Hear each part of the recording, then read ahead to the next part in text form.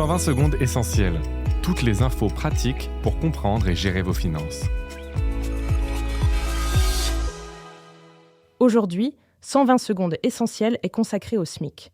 Le salaire minimum interprofessionnel de croissance correspond au salaire horaire minimum légal, en dessous duquel un salarié ne peut pas être rémunéré. Un employeur qui verse à son salarié un salaire inférieur au SMIC peut être condamné à une amende de 1 500 € et à verser des dommages et intérêts.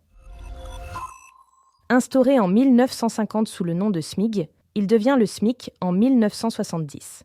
Depuis 1952, il est indexé sur la hausse des prix et est revalorisé en fonction de l'inflation. Le SMIC concerne tous les salariés majeurs du secteur privé. Au 1er janvier 2024, 2,7 millions d'entre eux touchaient le SMIC, soit près d'un salarié sur 7.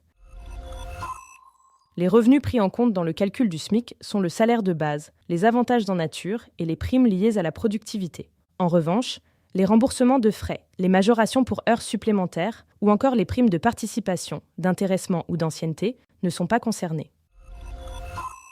Depuis novembre 2024, le SMIC horaire s'élève à 11,88 € de l'heure brute, soit 9,40 € net, ce qui correspond à un SMIC mensuel de 1 801,80 € par mois brut, soit 1 426,30 € net. Chaque année, au 1er janvier, le gouvernement revalorise le SMIC en fonction de l'inflation.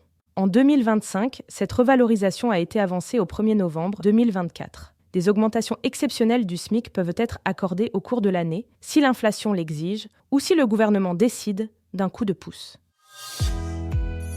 Ce podcast a été écrit par les journalistes de Capital et mis en voix par une intelligence artificielle.